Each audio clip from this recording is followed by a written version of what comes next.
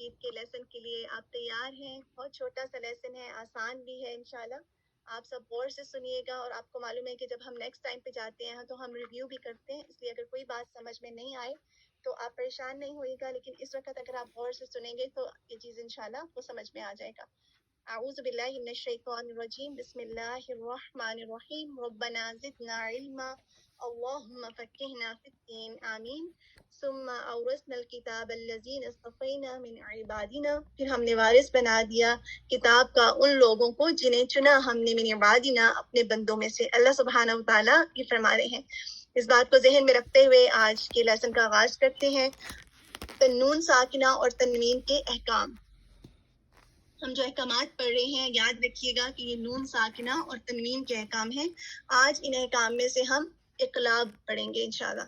اس کے بعد ہم میم کے جو رولز ہیں اور اس آگے بڑھیں گے انشاءاللہ. اس کے بعد اقلاب جو ہے اس کا کیا مطلب ہے، اس کی کیا ڈیفینیشن ہے، اور اقلاب کب کرنا چاہیے اس کے بارے میں دیکھتے ہیں.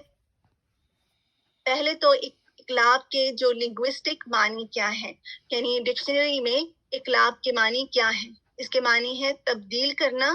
اور اگر آپ سب کو ماشاءاللہ روٹ ورڈز بھی آتے ہیں عربی میں، اقلاب، ٹھیک ہے، اس کا روٹ ورڈ ہے قاف لام با، قلب سے ہے. اور آپ کو معلوم ہے کہ جیسے قلب جو ہے، دل ہے، وہ بھی الٹ پلٹ ہوتا رہتا ہے، بالکل اسی سے یہ لفظ لیا گیا ہے کہ تبدیل کرنا یا بدل دینا.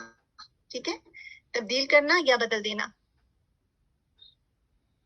اس کی ڈیفینیشن کو دیکھ لیتے ہیں اقلاب کی، کہ اگر نون ساکن یا تنوین کے بعد حرف با آ جائے، یہ با ہے، با الف با نہیں ہے، ٹھیک ہے، اس کو کریکٹ کر لیجئے گا. با آ جائے، حرف با آتا ہے تو ہم اسے حرف میم میں بدل دیں گے، اور اس میم کو غنہ کے ساتھ چھپائیں گے، جسے اقلاب کہتے ہیں. اس کی ڈیفینیشن بھی ہم نے دیکھ لی. اگین ایک دفعہ دیکھ لیں. نون تنوین کے بعد حرف با آ جاتا ہے تو ہم اس حرف کو میم میں بدل دیں گے. کس کو بدل دیں گے؟ میم جو با کے جو اس کے ساتھ آ رہا ہے. جیسے میم کے بعد آپ ایگزامپل سے دیکھیے، میم کے بعد نون ساکن کے بعد اگر با آ جائے گا تو آپ اس کو نون کی جو آواز ہے اس کو میم میں بدل دیں گے. ایگزامپلس بھی ہیں، آپ تھوڑا سا آگے دیکھیے. جیسے فار ایگزامپل ان ہے، نون ساکن ہے، اور اس کے بعد اگر با آ گیا تو ہم پڑھیں گے ام. ٹھیک ہے، اسی طرح نون ساکن کے بعد اگین آپ دیکھیں من ایگزامپل ہے، اگر با آ گیا تو آپ اس کو کیسے پڑھیں گے؟ میم. ہم یہ بھی دیکھیں گے کہ نون ساکن کے بعد جب آپ دیکھیں گے کہ کہیں پر میم لکھا بھی ہوتا ہے چھوٹے فارم میں، اور اس کے علاوہ آپ یہ بھی دیکھیں گے کہ جب تنوین کے بعد با آتا ہے تو تنوین کا جو دوسرا لیٹر ہے وہ چھوٹے سے میم کے ساتھ بدلا ہوتا ہے. ٹھیک ہے، اس کو بھی ہم انشاءاللہ دیکھیں گے. مثال کے طور پہ آپ دیکھیں یہ ورڈ ہے انبئونی. ٹھیک ہے، یہاں پہ کیا تھا؟ نون تھا اور اس کے بعد با آ رہا ہے. تو اب آپ نے کیا کیا؟ نون کو میم سے بدل دیا. با کو نہیں ہم بدلیں گے. ہو سکتا ہے کہنے میں نے اس طرح سے کہہ دیا ہو، با کو آپ نہیں بدلیں گے، آپ پڑھیں گے انبئونی. آپ سب کو سلائیڈ نظر آ رہی ہے؟ دوبارہ سے دیکھیے اقلاب کی مثالیں. یہاں سے دیکھتے ہیں یہ اقلاب کی جو ڈیفینیشن ہے. ٹھیک ہے، اب نظر آ رہا ہے سب کو. نون ساکن یا تنوین کے بعد حرف با آئے تو ہم اس سے میم میں بدل دیں گے. نون ساکن اور تنوین کو بدل دیں گے، با کو نہیں بدلیں گے. ٹھیک ہے، یہ تو ڈیفینیشن اگر آپ جا کے بک میں بھی دیکھیں تو اسی طرح. اس کا یہ نہیں کہا جا رہا کہ با کو بدل دیں گے. ہم نون ساکن کو، یعنی نون جو ہے یا تنوین ہے، اس کو میم میں بدل دیں گے، اور اس کو غنہ کے ساتھ چھپانے کو اقلاب کہا جاتا ہے. ٹھیک ہے، نون ساکن یا تنوین کو حرف میم میں تبدیل کرنے کی تبدیلی اگر نون ساکن یا تنوین کے بعد حرف با ہو، صرف پڑھنے میں ہوتی ہے، نہ کہ لکھنے میں ہوتی ہے. یعنی ایسا نہیں ہوتا کہ ہم اس کو لکھنے میں ایسا لکھتے ہیں، وہاں پہ چھوٹا سا میم ضرور موجود ہوتا ہے لیکن پورا لفظ اس طرح سے تبدیل نہیں ہوتا. ادا کرنے میں یہ تبدیلی ہوتی ہے. ہم ایگزامپلس کو دیکھیں گے تو مجھے امید ہے کہ آپ کے لیے کلیئر ہو جائے گا. ان ہے یہاں پہ، ان، ٹھیک ہے، نون ساکن ہے اور اس کے بعد کیا آ رہا ہے؟ با. تو آپ اس کو کیسے پڑھیں گے؟ اسی طرح من ہے اور اس کے بعد آپ نے دیکھا کہ با آیا تو آپ اس کو کیسے پڑھیں گے؟ میم. تو آپ نے کیا کیا؟ نون کو کس سے بدل دیا؟ آپ لوگ بتائیے. نون کو آپ نے کس لیٹر سے بدل دیا؟ تبدیل کر دیا میم کے ساتھ. ٹھیک ہے، تو اس کو آپ اقلاب کہتے ہیں. مدنی مصحف میں جو اس کی ایگزامپلز ہیں اس سے دیکھتے ہیں انشاءاللہ. جیسے مثال کے طور پہ یہ ایگزامپل ہے انبئونی، انبئونی، تو اس میں کیا تھا؟ نون ساکن تھا، ٹھیک ہے. اس کے اوپر چھوٹا سا آپ کو میم لکھا ہوا نظر آئے گا، تو آپ نے یہ نہیں پڑھنا انبئونی، آپ نے پڑھنا ہے انبئونی. اور یہ ایگزامپل ہم دیکھ رہے ہیں نون ساکنہ کے بعد با کی، ٹھیک ہے. نون ساکنہ کے بعد با کی ایک اور ایگزامپل بھی دیکھ لیجئے، قبل ومن بعد، ومن بعد، ٹھیک ہے. اس میں آپ نے کیا کیا؟ اگین نون لکھا ہوا ہے، اس کے اوپر آپ کو چھوٹا سا میم لکھا ہوا نظر آئے گا. بہت کلیئر ہے، کوئی مشکل نہیں ہے اس میں. آپ من بعد پڑھیں گے. صرف آپ اس طرح پڑھتے بھی ہوں گے، آپ کو اس کا نام نہیں آتا ہوگا، لیکن آج سے انشاءاللہ آپ کو نام بھی پتا ہے کہ آپ نے نون کو تبدیل کر دیا میم سے، ٹھیک ہے. اس کی دوسری ایگزامپل آپ دیکھیے کہ اگر تنوین کے بعد آ جائے، اگر تنوین کے بعد آپ با کو نوٹس کریں تو پھر آپ کیسے پڑھیں گے؟ اب دیکھیے ان اللہ خبیر بما تعملون. اب آپ نوٹس کر رہے ہیں کہ تنوین کا جو دمہ تعین ہے، اس کا جو دوسرا دمہ ہے وہ چھوٹے میم سے بدلا ہوا ہے. ہو سکتا ہے آپ نے کبھی اس کو نوٹس کیا ہو، ٹھیک ہے. تو یہ بھی ایک آپ کو پتہ چل جائے گا کہ یہاں پر آپ نے کیا کرنا ہے، ٹھیک ہے. خبیر بما، تنوین جب ہم ادا کرتے ہیں اس کے اینڈ میں کیا آتا ہے؟ نون ساکن. خبیرن، باقی سب بھی ساتھ میں ہے، سب ون لکھیے. جیسے بینا، سسٹر بینا کا میسج نظر آ رہے ہیں، الحمدللہ. اس میں آپ یہ دیکھ لیجئے خبیر تنوین کے اینڈ میں کیا آتا ہے؟ ان، ان، ان، نون ساکن آتا ہے. تو اس نون کو ہم کس میں بدل دیں گے؟ چھوٹے سے میم میں بدل دیں گے. اور کیسے ادا کریں گے؟ خبیر بما. تنوین کی ایک اور ایگزامپل بھی آپ دیکھ لیجئے، علیم بذات الصدور، ٹھیک ہے. علیم بذات الصدور. یہاں پہ بھی آپ نے کیا کیا؟ آپ نے نون کو میم میں بدل دیا. علیمن کے اوپر جو تنوین ہے اس کا جو میم ہے وہ آپ نے نون کی جگہ پر اس میم کو ادا کرنا ہے. اب آپ بتائیے کہ آپ کو کوئی کنفیوژن ہے اس میں؟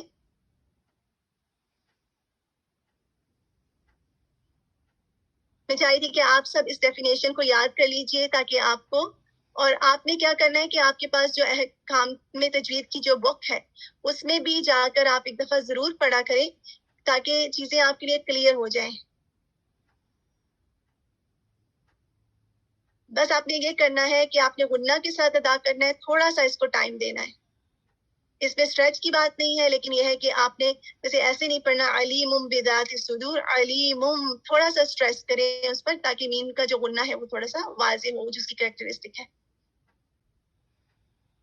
نہ ہے انشاءاللہ. اور یہ ہے کہ آج سے ہم تطبیق بھی کیا کریں گے. اور تطبیق کا کیا مطلب ہوتا ہے کہ آپ جب ریسائٹ کر رہے ہیں اس کے بعد آپ کو یہ بھی پتا ہو کہ آپ ایک ایک حرف کو کیسے بریک ڈاؤن کرتے ہیں، ٹھیک ہے. انشاءاللہ آج کی جو آیت کی ہم تطبیق کریں گے آیت نمبر 74 ہے انشاءاللہ.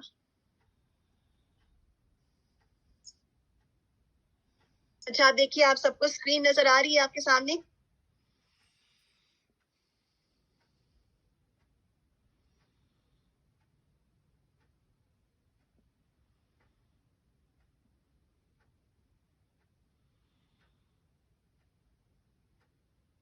تطبیق میں ہم یہ کریں گے کہ ہم ایک ایک لفظ کو دیکھیں گے ڈپینڈنگ آن دا ٹائم. ہر بار ہم مختلف لیٹرز کو چوز کر سکتے ہیں اور مختلف رولز کو ہائی لائٹ کر سکتے ہیں. اعوذ باللہ من الشیطان الرجیم، بسم اللہ الرحمن الرحیم. آپ سب غور سے سنیے گا، اگر کوئی سوال ہو تو آپ اس کے بعد آپ انشاءاللہ پوچھ سکتے ہیں. واو جو ہے اس کے لیے آپ ہونٹوں کو گول کریں گے. فتح کے لیے آپ کی زبان جو ہے سیدھی رہتی ہے، ٹھیک ہے. جب ہم کسرہ ادا کرتے ہیں تو زبان اوپر کو اٹھتی ہے، لیکن فتح کے لیے آپ کی زبان اسٹریٹ رہتی ہے.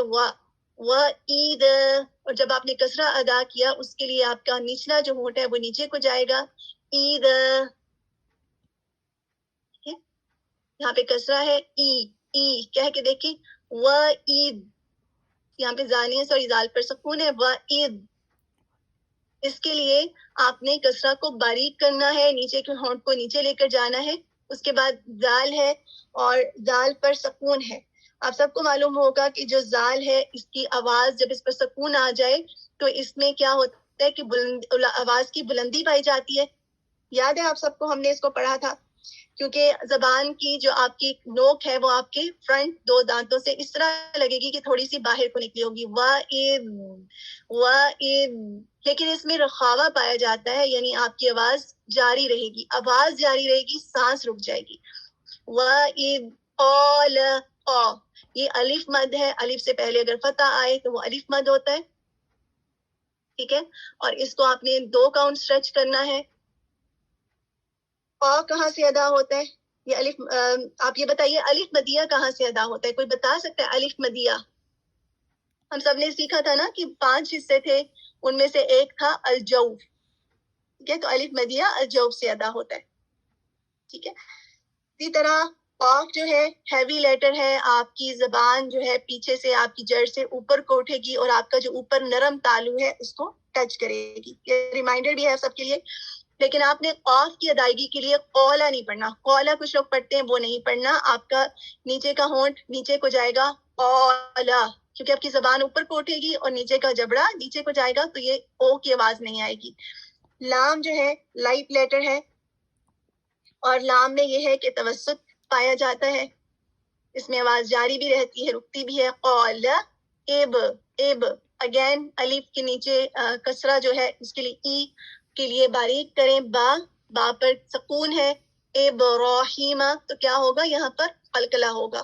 را پر فتح ہے اور اس کے ساتھ کھڑی زبر ہے, ٹھیک ہے, یہ بیسیکلی الف مدیہ کی طرح ہے, تو آپ نے اس کو 2 کاؤنٹ سٹریچ کرنا ہے. ابراہیم, ٹھیک ہے, یا دم یا پہ ہا اور کے بعد یا سے پہلے کسرہ آ جائے تو یہ کون سا مدیہ ہو جاتا ہے؟ یا مد. اس کو 2 کاؤنٹ سٹریچ کرتے ہیں. میم کے لیے آپ اپنے ہونٹوں کو گول کریں گے. اسی طرح لی ابی جو ہے حمزہ, اس میں شدت پائی جاتی ہے, تو ہم اس کو بعض کا لائٹلی پڑھ جاتے ہیں لائٹ سا. لی حمزہ کو واضح کرنا ہے. لی ابی ہی ہا کے نیچے کسرہ ہے, اس کو بہت زیادہ سٹریچ نہیں کرنا, اس کو اتنی ہی لینتھ دینی ہے. لی ابی ہی, اگر ہم نے بڑا کر دیا, تھوڑا سا یہ بڑھا دیا, تو ہم بنا دیں گے ضمیر بنا دیں گے اس کے باپ کے لیے, یعنی ہی ہو جائے گا, لمبا ہو جائے گا ضمیر اس میں. اس کے بعد اور ہی جو ہے ویسے بھی ان کے باپ اسی طرف اشارہ ہو رہا ہے, لیکن یہ ہے کہ اگر آپ ایک سٹریچ اور بڑھا دیں گے تو پھر یہ ہا کے نیچے ایک کھڑی زبر آ جائے گی, تو وہ آپ نے نہیں کرنا.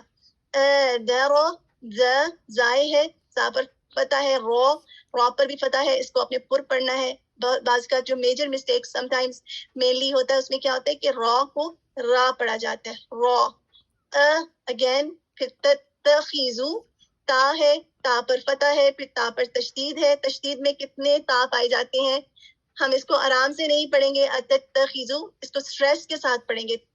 تخیزو, خی, خا کے نیچے کسرہ ہے, اس کو باریک کیجئے. دو, دال پر اگین دمہ ہے. اصنامن, صاد جو ہے یہ اگین ہیوی لیٹرز میں سے آ جاتا ہے.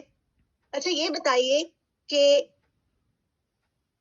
لام جو ہے ہماری ہم بیک پر اس پہ جاتے ہیں, لام جو ہے اس کو دیکھیے, یہ ہماری زبان کے کس حصے سے ادا ہوتا ہے؟ کسی کو یاد ہے یہ بات؟ سوال میں آپ سے کرنا چاہ رہی تھی.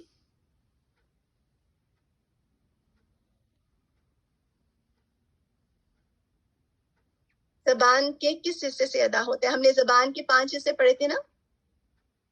ہم نے زبان کی نوک پڑھی تھی, زبان کے کنارے پڑھے تھے, اقصی لسان بھی ہم نے پڑھا تھا.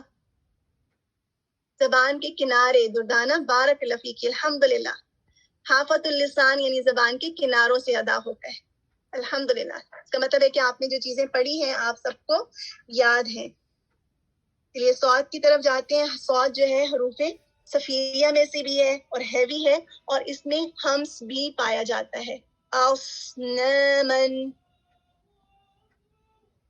ٹھیک ہے, نون کے ساتھ الف مدیہ ہو گیا. من, یہاں پر ابھی ہم نے اظہار کا نہیں پڑھا جو کہ اس رول میں سے ہے. آپ سب نے پڑھا ہے اظہار؟ مجھے لگتا ہے کہ آپ سب نے پڑھا ہے. اظہار ہم سب نے پڑھ لیا الحمدللہ. تو یہاں پر آپ اسنامن، یہاں پر آپ اخفا نہیں کریں گے، نون کی آواز کو ظاہر کریں گے. آلیہتن، انی، ٹھیک ہے. نون کا مشدد آپ ادا کریں گے. اراک، را کے ساتھ کھڑی زبر ہے تو اس کو 2 کاؤنٹ اسٹریچ کریں گے. اراک. اب کاف کو کیسے ادا کر جاتے ہیں ہم؟ قا پڑھ جاتے ہیں، قا پڑھ جاتے ہیں، کیا ہے یہ لائٹ لیٹر ہے، اس کو آپ نے ہیوی نہیں کرنا. اسی طرح الف جو ہے یہ حروف شدیدہ میں سے بھی پایا جاتا ہے حمزہ، یعنی اس میں شدت بھی پائی جاتی ہے. ٹھیک ہے. وقومک، بعض اوقات ہم میم کو کوما کا پڑھ جاتے ہیں، اس طرح نہیں پڑھنا. وقومک. یاد رکھنا ہے کہ جب آپ میم کو پڑھیں ماں بہت زیادہ نہیں کر دینا، اس سے کیا ہوگا کہ میم ہیوی ہو جائے گا، اور میم کو آپ نے ہیوی نہیں کرنا، یہ لائٹ لیٹر ہے. قومک فی، یا مدیہ ہو گیا یہ. ضلال، وہ جو ہے ہیوی لیٹر ہے.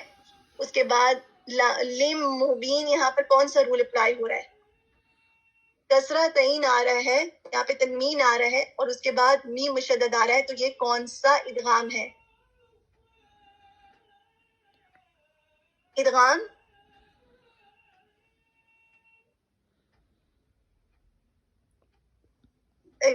کی اس قسم میں سے بتائیے، ادغام بالغنہ یا بلا غنہ؟ ادغام بلا غنہ، بلا غنہ لکھا ہے سسٹر درزانہ.